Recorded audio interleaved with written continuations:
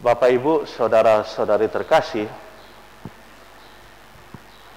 pada zaman kita ada satu jenis penyakit yang dimunculkan dari banyak film, bahkan permainan games. Zombie. Pasti anak-anak kita mengenal apa itu zombie. Sudah ada yang senyum-senyum saya lihat. Jangan-jangan main zombie terus setiap hari. Itu jenis penyakit menular, dan siapapun yang kena gigit dalam film dan permainan akan tertular. Tapi itu film, hanya ada di games. Tetapi ada yang lebih nyata dari zombie. Pada zaman Yesus dan sebelum Yesus hadir, Allah yang menjadi manusia, sudah ada penyakit kusta. Bahkan dalam kitab Imamat bab 13 dan 14 itu diatur dalam hukum Taurat bagaimana diperlakukan orang-orang yang kena sakit kusta. Karena pada zaman itu belum ada obat satupun yang bisa menyembuhkan kusta itu. Dan orang yang kena sakit kusta dianggap terkutuk, dikutuk oleh Allah karena dosanya. Orang yang dikutuk dan berpenyakit kusta akhirnya menjadi najis. Mereka disingkirkan dari keluarga, disingkirkan dari hidup bermasyarakat, dan diwajibkan pula pakai baju compang-camping. Inilah nasib orang-orang yang terpinggirkan dan dipinggirkan dari kehidupan masyarakat. Karena itu, dengan sikap rendah hati, sadar diri bahwa posisinya direndahkan, dia bermohon kepada Yesus, kalau engkau mau. Dia tidak paksa. Terserah gerakan hati dari Yesus, mau atau tidak. Kalau engkau mau, aku mohon. Kalau engkau mau, aku mohon.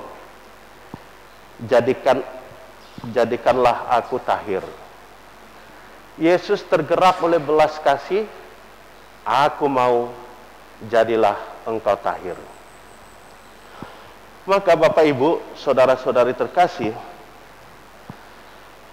dengan menyembuhkan orang kusta, sebenarnya Yesus meretas batas penggolongan atau penggolong-golongan najis dan tahir.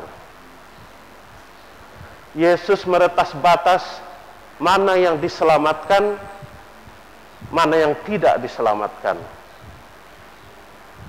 Dengan penyembuhan orang yang sakit kusta itu, dan kita tahu pada zaman Yesus, orang yang sakit kusta itu dianggap seperti sudah mati, alias mayat berjalan. Nah, kurang lebih zombie begitulah. Hanya kuasa Allah yang mampu menyembuhkan atau mentahirkan orang yang kusta. Dan itu diketahui oleh para imam-imam kepala. Tidak ada tabib manapun yang mampu menyembuhkan, hanya belas kasih Allah dan kuasa Allah yang mampu mentahirkan orang kusta. Dan hari itu Yesus mentahirkan orang kusta itu. Maka dengan itu ada sebuah tanda siapa Yesus. Lalu yang berikut, Yesus melanggar hukum Taurat.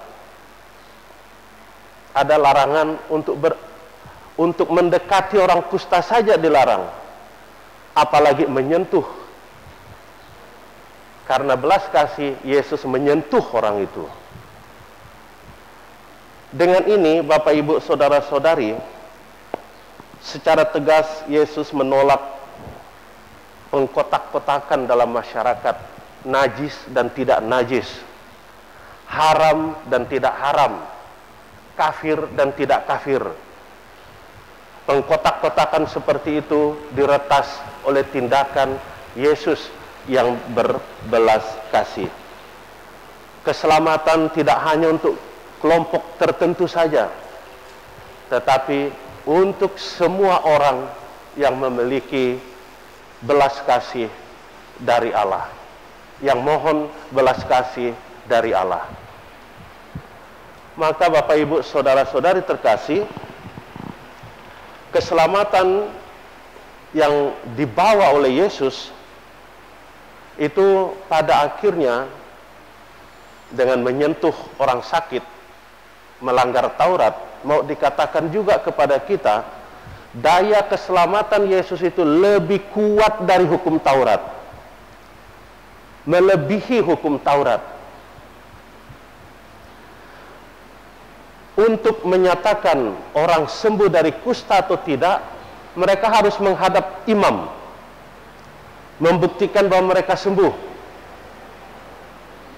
Maka dikeluarkanlah pernyataan atau surat bahwa orang ini tahir, boleh bergabung dengan kehidupan masyarakat biasa. Tetapi hukum Taurat hanya bisa menyatakan orang ini tahir atau menyatakan orang ini sakit kusta. Hukum Taurat tidak mampu menyembuhkan sakit kusta itu. Yesus mampu. Dengan ini sebenarnya mau dikatakan kepada orang-orang sekitar Yesus dan secara khusus kepada orang-orang ahli Taurat dan imam-imam yang seharusnya sangat tahu aturan dari Imamat bab 13 dan 14, mau dinyatakan Yesus adalah Mesias.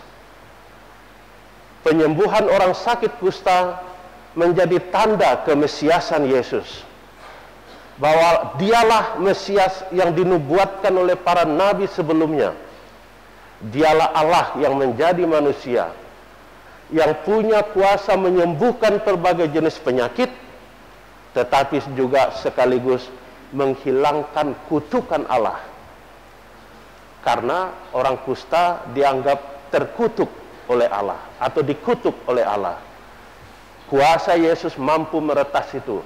Kutukan Allah dihilangkan, penyakit dihilangkan. Ini menjadi tanda dia adalah Mesias.